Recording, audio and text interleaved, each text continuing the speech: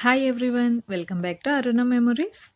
ఈరోజు పూరి ఎలా చేయాలో చూద్దాము. అలానే దాని కాంబినేషన్ పూరి కర్రీ కూడా ఎలా ప్రిపేర్ చేయాలో చూద్దామండి. చాలా సాఫ్ట్‌గా ఉంటాయి. ప్రతి పూరి కూడా మనకిలా మంచిగా పొంగుతుంది. ఒకసారి ట్రై చేయండి. నేను చెప్పిన మెజర్‌మెంట్‌లోని పిండనేది మిక్స్ చేసుకొని ట్రై చేయండి. తప్పకుండా మీకు ఈ విధంగానే వస్తుంది. పూరి చాలా స్మూత్‌గా, సాఫ్ట్‌గా తినే కొద్దీ తినాలనిపిచ్చేంత టేస్ట్‌గా ఉంటదండి. చూడండి తుంచంగానే ఎంత ఈజీగా కట్ అయిపోతుందో అంత సాఫ్ట్‌గా ఉంటుంది.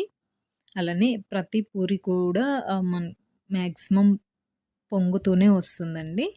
టేస్ట్ కూడా రెస్టారెంట్ స్టైల్‌లో టేస్ట్ ఉంటుంది. తప్పకుండా అయితే ట్రై చేయండి. ఇక పూరి ప్రాసెస్ అయితే ఇక స్టార్ట్ చేద్దాము. నేను హాఫ్ కిలో వరకు గోధుమ పిండిని తీసుకున్నాను.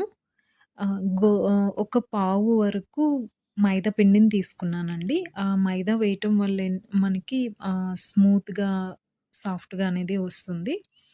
అండ్ ఇప్పుడు వీటికి సరిపడా సాల్ట్‌ని అడ్జస్ట్ చేసుకుందాము.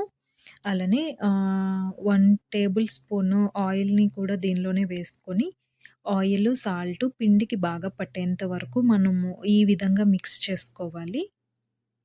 వేళ్ళతో ఇలా ఇలా రుద్దుతూ పిండి, ఆయిల్ అంతా మనం మిక్స్ చేసుకోవాలండి. ఇలా మిక్స్ చేయడం అనేది ఇంపార్టెంట్. చూడండి ఈ విధంగా ఉండలు లేకుండా ఆయిల్ అంతా పిండిలో బాగా మిక్స్ అయ్యేంత వరకు కలుపుకోవాలి. ఇక కొంచెం కొంచెంగా వాటర్‌ని యాడ్ చేసుకుంటూ పిండినైతే మనం మిక్స్ చేసుకోవాలి.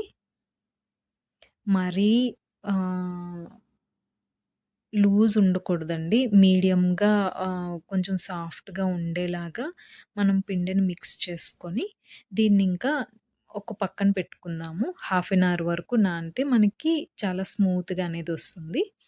ఈలోపు కర్రీ అయితే ప్రిపేర్ చేసుకుందాము. నేను 2 బంగాళాదుంపల్ని తీసుకున్నానండి. వాటిని బాయిల్ చేసుకోవాలి.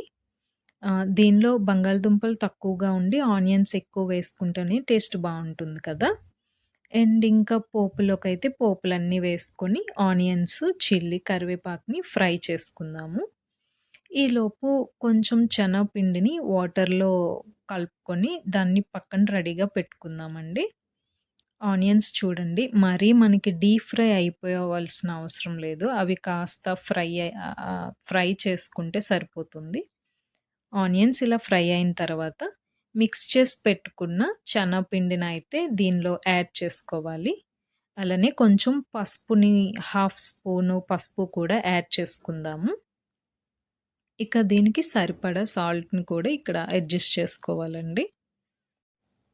మనకి బొంబాయి చట్నీ ఎలా అయితే కుక్ అవ్వాలో అలా ఆ విధంగానే ఇది కూడా కాస్త కుక్ అయిన తర్వాత ఉడికిచ్చిన బంగాళదుంపల్ని దీనిలో యాడ్ చేసుకోవాలి. చూడండి ఇది కుక్ అయ్యే కొద్దీ అలా అలా కొంచెం థిక్ అవుతుంది.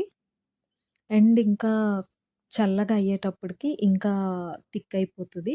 సో, కొంచెం పల్చగానే మనము స్టవ్ ఆఫ్ చేసుకుంటే బావుంటుంది. ఉడికిచ్చిన బంగాళదుంపల్ని ఇలా వేసుకొని ఇంకో కాస్త ఓ 2 మినిట్స్ కుక్ చేసుకుంటే చాలండి. ఎందుకంటే ఆల్రెడీ బంగాళదుంపల్ని మనం ఉడికించుకున్నాం కదా! ఈ విధంగా కుక్ చేసుకుంటే సరిపోతుంది. ఇక దీనిలో కొత్తిమీరని యాడ్ చేసుకుంటే మనకైతే కర్రీ అనేది రెడీ అయిపోయిందండి. పూరి కర్రీ.